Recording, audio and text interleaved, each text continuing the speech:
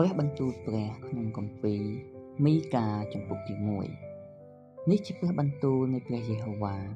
ដែលមកដល់មីកាជាពួកម៉ូរ៉ាស៊ីតនៅក្នុងរាជ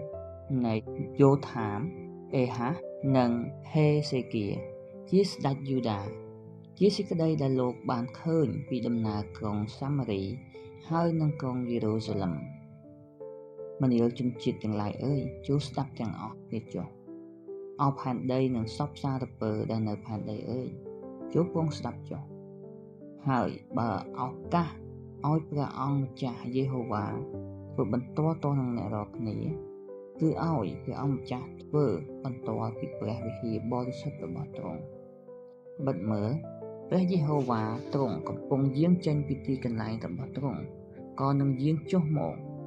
ជាន់លើទីខ្ពស់ទាំងប៉ុន្មាននៃផែនដីដែរអស់ទាំងភ្នំនិងរលាយពីក្រោមទ្រង់ទៅ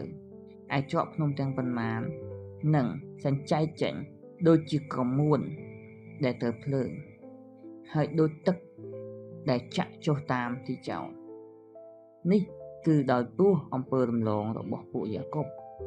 និងអំពើបាបរបស់ពួកវង្សអ៊ីស្រាអែលអំពើរំលងរបស់ពួកយ៉ាកុបនោះជាអ្វីតើមិនមែនជាក្រុងសាមារីទេឬអីហើយអស់ទាំងទីខ្ពស់របស់ពួកយូដាជាអ្វីតើមិនមែនជាក្រុងយេរូសាឡិមទេឬអីដូច្នេះអញធ្វើឲ្យក្រុងសាមារីបានដូចជាគំនរនៅទីវាលជាកន្លែងសម្រាប់ធ្វើចំការទំពាំងបាយជូរ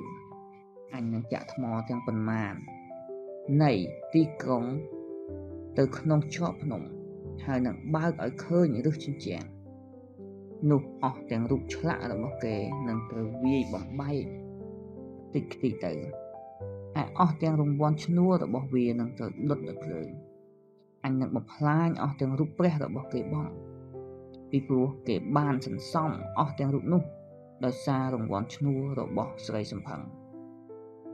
ហើយវានឹងត្រូវត្រឡប់ជារង្វាន់ឈ្នួលរបស់ស្រីសំផឹងវិញទៀតដោយហេតុនេះបានជាខ្ញុំនឹងសោយសោកហើយទ្រហោយំ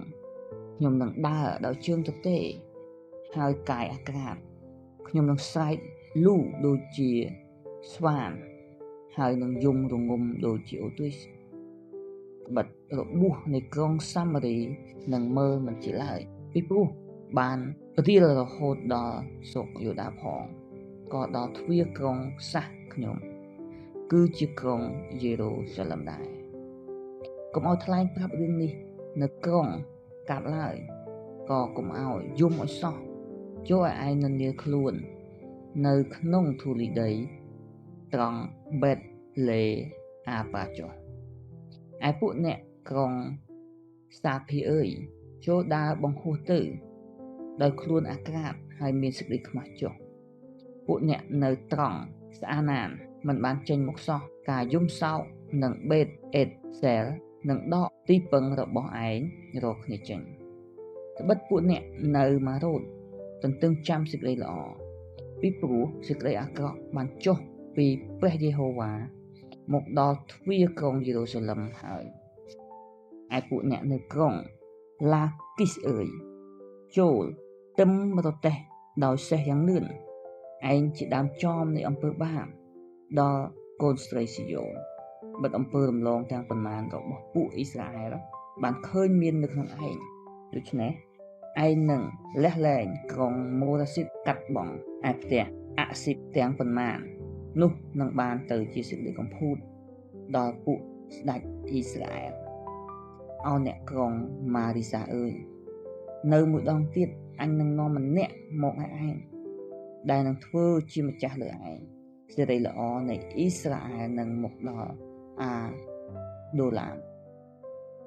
ចូលកោរំលីងនៅកំពូលក្បាលហើយកាត់សក់ចុះដោយព្រោះកូនចៅជាទីគប់ចិត្តរបស់ឯងចូលពង្រីកកន្លែងកោរំលីងនោះឲ្យធំឡើងដូចជាឥន្ទ្រីពីព្រោះវារាល់គ្នាបានព្រាត់ប្រាសចាកចេញពីឯងទៅជាឆ្លើយអស់ហើយ